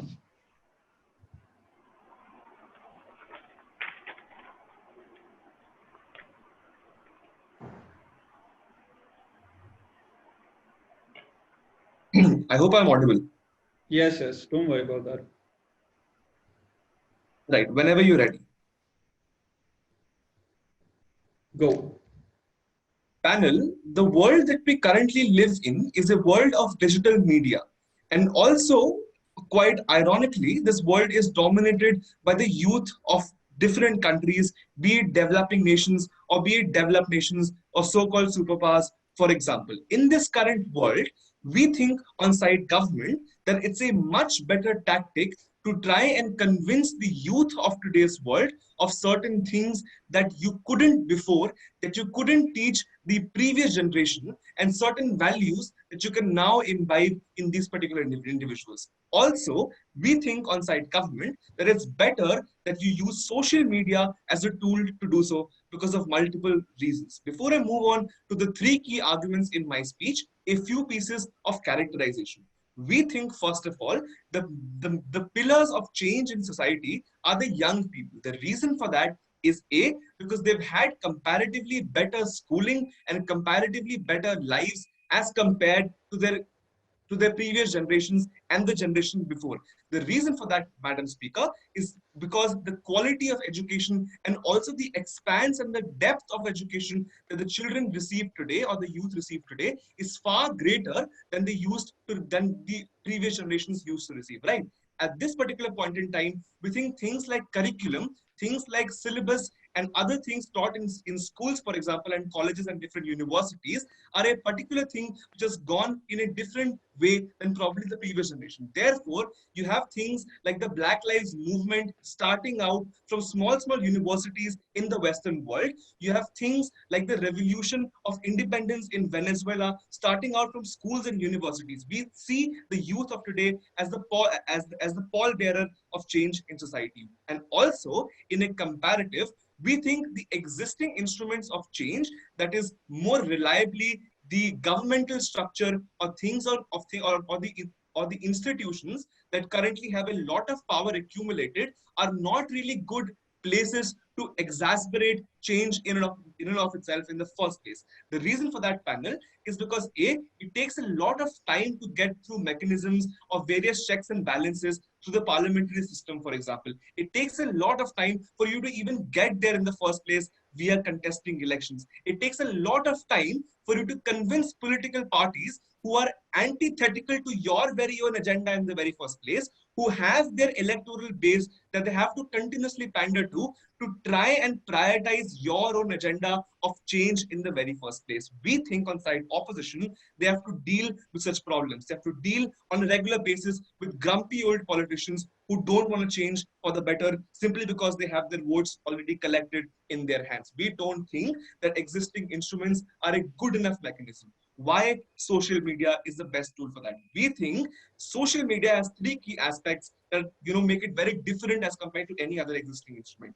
Firstly, it's much more widely accessible than any other tool you have, which is to say that it goes through to different countries. The transnational approach that a particular social media platform has, like Facebook, Instagram, Twitter, for example, is categorically different, Madam Speaker, than things like political campaign speeches and rallies, for example. At a point in time, when you're able to draw out transnational solidarity for a particular cause, the same way as we saw in the Israeli in the movement for the Israeli freedom, in the same way that we saw during the Turkish independence movement, we think it's better because it's more accessible, it's cheaper, and everybody can log on to it with relative ease. For all of those reasons, I stand to support this motion. Thanks a lot. Okay, and your time is up, right on time. Thank you so much. Just give me a second. I'm just resetting the timers. Thank you so much for your points, Prime Minister. Thank you so much for setting the base of the argument. Leader of Opposition, please take the stage. Yeah, am I audible? Yes, yes, you're audible. I'll be giving the backward count and then you can start your debate. Yeah, sure. Okay. 3, 2, 1, please start. Panel, overarching principles in this debate that have to be kept in mind throughout the three speeches, right? Firstly, that social media is disproportionate power into the hands of the common masses without any check and balance mechanism in and of themselves. Please don't let them go ahead and say that there are fact checkers and stuff, because there aren't. That's to say there is absolutely no control as to what I can post on social media and how people go ahead and get affected by it.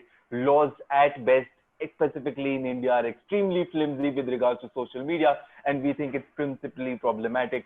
But secondly, we think that it is very easily accessible, as Vishnu claims to you as a benefit, but we tell you it's rather more a loss, right? Because now that it's easily accessible, you've got unscrupulous elements of the society misusing it at all points of time. And we think it's largely problematic because, of course, you can't keep a check on that. Most importantly, extraneous rebuttals. Vishnu talks to you about how you can have revolutions, etc., as flag bearers of change, and because that's literally because there are no other methods effective. They've already tried that. We tell you that's not really the case, because when you have social media as a method of change, people won't fall back to the other methods in the first place.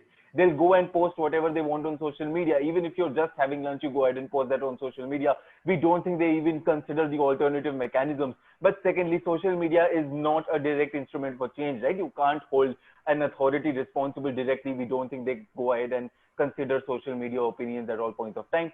Secondly, he talks to you about how politicians don't want to change because of a voter bank. This is literally why we think that social media is problematic, considering that most importantly, counter narratives have to be developed in the society at all points of time. Even if you're saying politicians don't have an incentive to change otherwise, we think there might be an alternative voter bank that an alternative politician wants to tap into. For example, in a Hindu majority state, a different politician would want to tap into the minorities, right? We think at that point of time, it's not really like anything is not going to change. Coming to the argument. Firstly, the information that is available on social media is largely either incomplete or false in and of themselves. That's to say that even if there were a possibility for you to go and bring about any sort of change, it will be based either on a false premise or on incomplete information. We think that's largely problematic in the longer run, because at a point of time you're going ahead and talking about your movement in public at large, there will be people going ahead and criticizing and calling out your movement. Considering you're leaving a vulnerable space right at the inception of your movement, you will have to be later accountable to the information that you started off with, right? Considering there is no check and balance mechanism to verify whether that information was correct in and of itself, people consider that information to be true, and we think that is largely problematic. But social media works on a principle of manipulation. This translates on three levels. Firstly, it plays on your implicit biases. That's to say that if I'm a liberal individual, I will be shown posts by the Facebook algorithm to make sure that these posts are supporting Indian National Congress or AAP, but not BJP, right? I'll have BJP hating pages on my feed. That's to say they're playing into my implicit bias of being a liberal individual, and thereby I will go ahead and share these posts without even realizing that there might be an alternative side to the story. Secondly, it uses a mechanism to spread hate. Understand, people use social media when they want to go ahead and call out individuals. Thereby, even if at best there is a change coming about in society, we think it's largely negative in nature, because there are people who are only over there to call out individuals. We hardly see people appreciating the efforts of the government when they go ahead and come up with a good policy. But as long as there is a policy change that's coming about, people are out there to slander it. We think the kind of hate that comes about on social media is largely mentally traumatic. Further in my second speech, thank you so much. Thank you so much. Right on time, Leader of Opposition. Thank you so much for putting forward the opposition side to the motion. Can we please have the member of government for the second constructive speech? Just to clarify, this speech is also for 4 minutes, right? Yes, it's a constructive. Okay. Ready when you are. Yeah. 3, 2, 1, please begin. Panel, before I begin with expanding my government case, let's first deal with what the material which comes out of Deepansh's speech. His entire idea can be broken down in two simple points. Let's take a comparative of the context in which politics happens in India today. His entire idea that look, social media is not a good tool because A, you cannot regulate it, therefore there is a lot of hate onto it, and B, that people can easily manipulate into buying into your into your own implicit bias to begin with. I think, panel, personally, it's a very obscure argument to present, given that all of these things currently happen in different political scenarios in different countries to begin with. There is no regulation whatsoever on what a party leader can say in a campaign speech, for example. The only limit to what it could be done is hate speech, for example, which is even banned on social media platforms as they are in real life. That's the extreme comparative, not a part of the debate. At a point in time when you don't have the necessary resources or the ability to, let's say, transform the political sphere into a good discussion or into a good platform for appropriate discourse, we don't think that the criticism that Deepansh gives out with respect to social media is absolutely exclusive in nature. It happens to politics in general also. But also, panel, Madam Speaker, note very importantly how Deepansh never really responded to my material with respect to how politicians are never going to listen to you even in the first place. So in the opposition's best case, you're probably not going to go on social media and you're going to be at the helms of the beneficiary of this particular politicians who are, like I've stated in my previous speech, don't have a necessary priority to even listen to you in the first place. He hasn't established a mechanism to prove that incentive. Moving on to the government case. We think, and personally on an simple comparative level, where is the mechanism for change or the capacity to grow out a movement more? Is it through existing structures like existing institutions like the government or the court, or is it through other informal means? Firstly, the idea that you can manipulate people exists on both sides of the house, both govern off, they're mutually inexclusive. Moving on, not taken, sir. Moving on, we think when you directly effectuate the point at which people think a lot, which is to say that when I go on social media, I go out to express my own opinions. That singular opinion, Madam Speaker, is going to reach out to literally every single person on the planet if in case it generates a lot of traction, which means there are hardly any barriers to communication in this particular field, which is to say that there is nobody who is going to take down my post. There is nobody who is going to tarnish my reputation by saying my opinions are not valid simply because I'm not engaging with them on a one-to-one basis. Therefore, the quality of discourse that comes about through the platform of social media is much more refined and positive as compared to a speech that a politician singularly panel gives to hundreds and thousands of people at the same point in time. The ability for it to discuss a positive discourse is present on social media and not on any other instrument for that matter. Yes, your question. It's protected time now. We won't be able to have the question. Yeah. Moving on, what is the importance of youth in this particular debate? Because Deepansh also misses this particular point to engage with.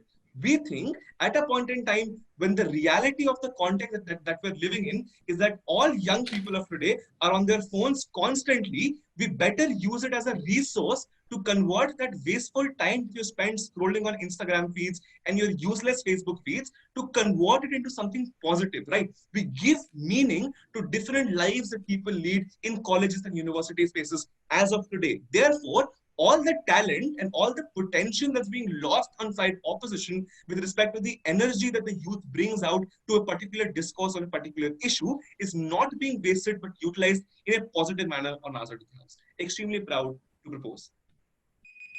Thank you so much.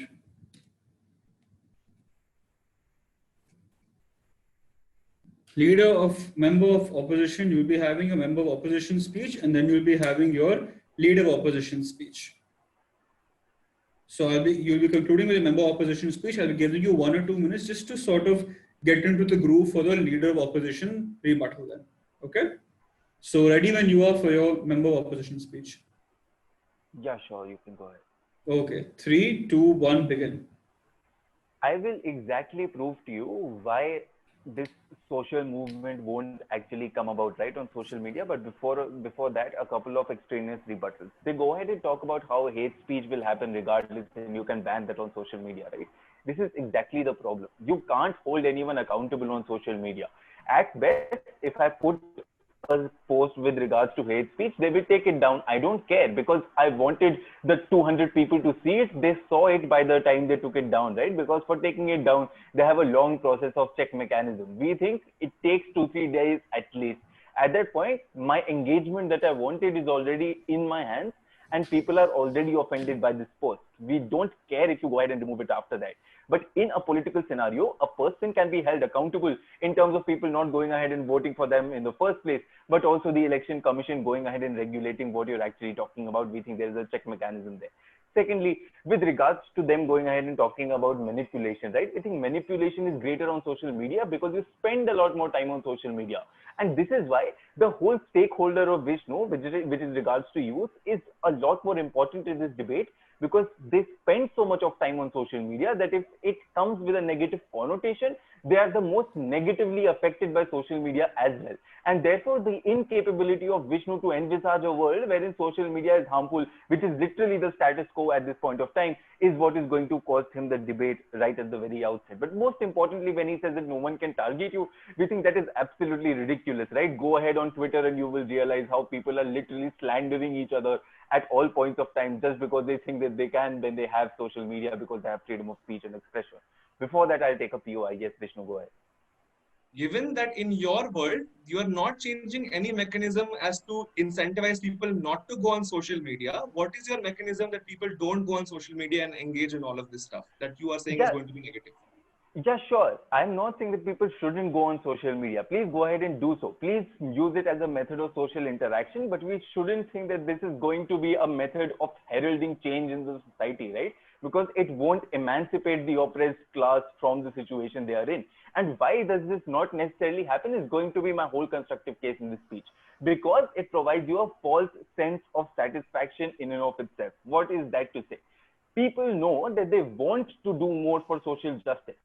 But at a point of time, you've given them options like just sharing your Instagram stories on your Instagram feed. It becomes important because now an individual feels that because I have shared Instagram stories, because I have shared a post on Facebook that says that we should care about the Dalits or the Black Lives Matter movement, we think we have played a part in emancipating these individuals in and of themselves. Even if we don't take the roads to go ahead and protest, even if we are not making any formal changes within societies in our colleges or universities, we think at a ground level, this change is not necessarily happening. But what we believe inherently is that because we brought about a change in our way of looking at things by posting things on social media and getting people to engage on those issues, we think we've fulfilled our responsibility considering that, because social media has inherently manufactured a need within humans to become social justice warriors. They go ahead and say that if you don't engage and empathize with the Black Lives Matter cause, you are not even a proper human. With that, you induce for them to become a social justice warrior, but the method of fulfillment of this need, we think, is largely problematic because it never really brings about a ground level change. At best, I will put up a Facebook post, my friends will look at it. The people who have the authority to bring about a change won't necessarily go ahead and look at it unless I'm a very, very connected person, right? We think at a point, people think that just because I use a browser which spends 10 rupees a day in reinforcing the environment, we think we are doing our bit for the environment, and considering all of that, it's just a farce in and of itself. Points very well noted, member of opposition. Really enjoyed your speech. Thank you for that. You can take a minute or two just to sort of get yourself in the motion for your leader of opposition speech. Tell me ready when you are.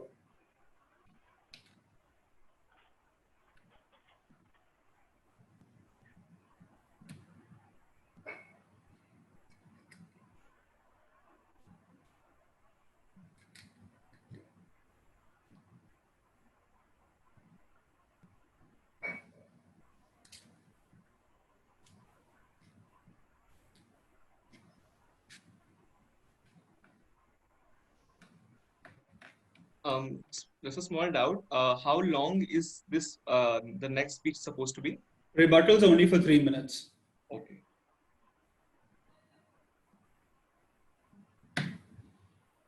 And there'll be no points of information during rebuttals.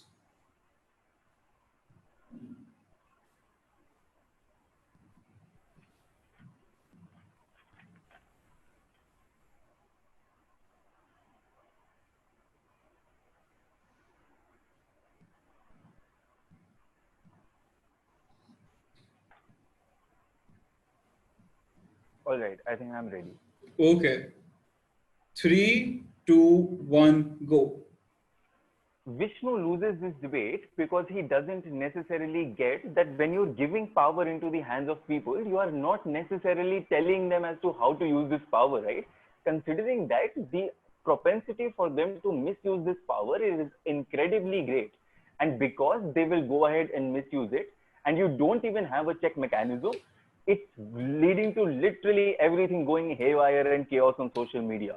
And this has widespread impact, which he hasn't been able to deal with. But specifically with regards to bringing about change in the society, he hasn't been able to prove how there is going to be a change in the society, right? At best, he can say that you're going to have mobilization of people on social media because there are too many people on social media using. The problem over here is this. At a point, there is an impact, but it turns out to be negative. Everyone else is affected by that negative impact as well. Unless and until you deal with that scenario, or at least have a precautionary measures for it, you can't win this debate, right? Because at least on side opposition, we give you the ability to go ahead and protest. We give you the ability to go ahead and create actual discourse among people, which is not going to be happening through social media, which is largely farcical in nature, which I've already proved to you. But secondly, these people go ahead and mobilize for your cause, believing in your cause, right? At a point of time, they go ahead and realize that your cause is based on either incorrect factual information, on people who are supporting you still slandering other individuals and are not even conceding to the principal clauses within the movement in and of itself. This movement is going to fall apart eventually because it's not a true movement to start off to begin with. And why do I say that? Because social media inherently has factors like cultural appropriation, religious differences at all points of time in the discourse that it currently enjoys. At a point, you don't have any regulation mechanism for that. These will only keep on continuing indiscriminately. And we think this has large, widespread harms in and of themselves. Manipulation of the user in terms of not only triggering into their personal biases, but slandering them on the basis of their identities, after which there is no redressal for them. But secondly, the psychological harm this brings out, right? And we think it's an absolutely ridiculous premise for Vishnu to go ahead and say that you can't be called out as an individual. We think there is greater calling out, but also there is wrongful calling out of information, considering you don't have to provide evidence. I can literally go ahead and say that Vishnu is a murderer, even though he isn't, and they won't even ask for evidence because of the reason that I gave to you in my second speech. People are induced to become social justice warrior. The need for them to go ahead and help the society is such that they don't even go ahead and verify facts. As soon as someone posts a story on social media saying this is an event that happened, even if it might be a doctored video, a manipulated photograph, we go ahead and repost it on our Instagram stories, thinking we are doing right for the society. Two problems over here why we win this debate, right? A, this is a limited amount of engagement that you will get on social media, but largely, secondly, it is false, and we think this is a false perception you're giving to the people. Very proud to oppose. Thank you so much. Thank you so much, Leader of Opposition, for summarizing your team's points for the motion against the motion. My bad. May we please have the last speech of the evening with the Prime Minister. Ready when you are.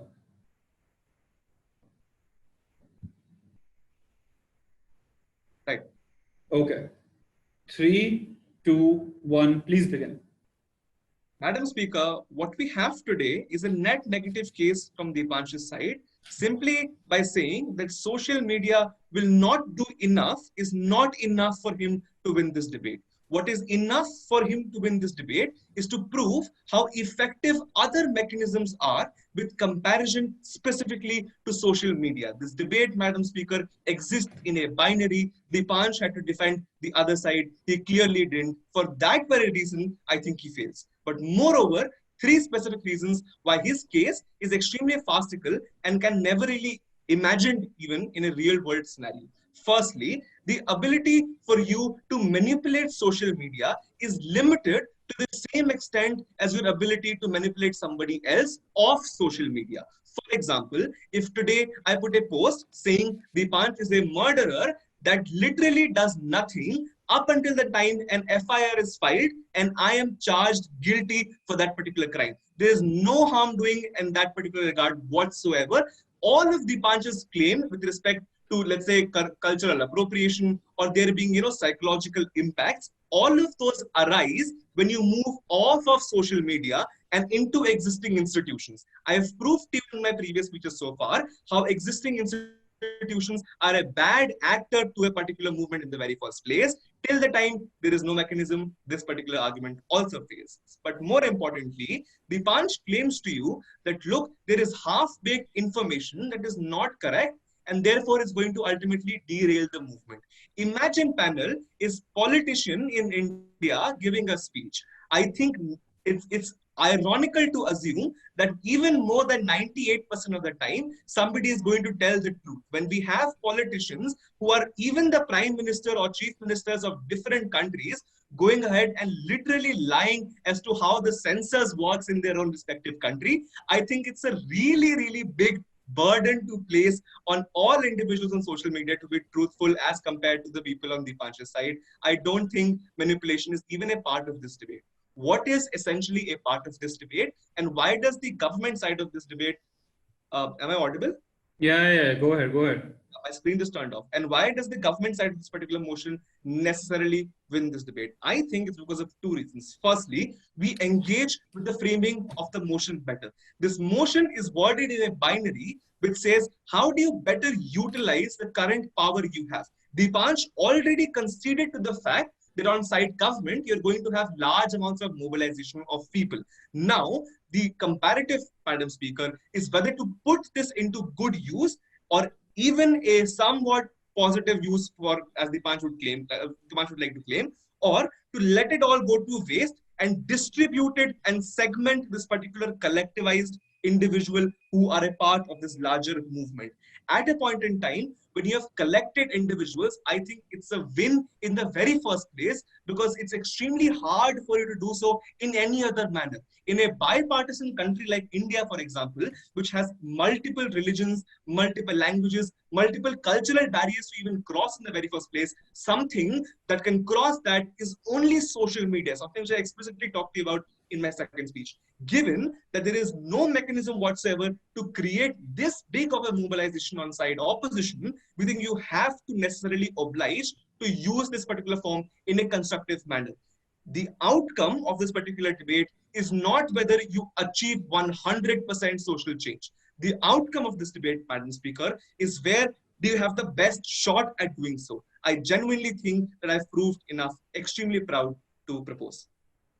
Thank you so much. Both of you are presenting such solid arguments for both sides. Can we please have a closing remark from our judge? Well, I just believe that what you guys have done is you've narrowed down the debate to just one or 2 points. I don't think you began by explaining the preponderance of social media, and your debate was not very wide-ranging. I mean, for the pro of the debate, you missed out on the Me Too movement, the Wake Up Akhilesh call, what happened in the Arab Spring movement. So none of these instances have been quoted. You just have gotten into a very narrow outlook of social media. Social media is excellent for business aggrandizement, brand engagement. In the current COVID situation, it's what's keeping people alive. They're talking and getting in touch with each other on social media. It's changed the way one does business. It's creating opportunities for people. All this nobody's mentioned. So, I mean, what is happening?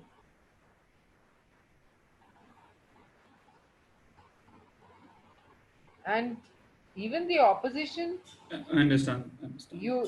so please make it a little more wide ranging, make bullet points, make more conclusive arguments, That is the beauty of a debate. Okay, it's getting very repetitive. And I think what you need to do is understand that when you've got the 3 minutes, you've got to take the give the presenter a wider aspect of the whole thing. Do you agree with what I'm saying? Okay, thank you so much. Thank you both for taking part in our event. It was wonderful having you. Results will be out by tomorrow morning. Wish you both the best of luck. If you haven't catched our workshop by Pranayanath Lekhi, please go on our social media, Facebook page and check it out. It was absolutely wonderful having him. I think he gives really good points on how to debate and improve one's style. Don't forget to miss that out. I'll be sending lots of link on the WhatsApp group as well. Again, thank you both for joining us. Thank you both for presenting your arguments and hope to see you all at next events or in the round of 16 if you qualify. Thank you so much. Thanks a lot. Thank you. Bye-bye. Have a good night. Same to you, man.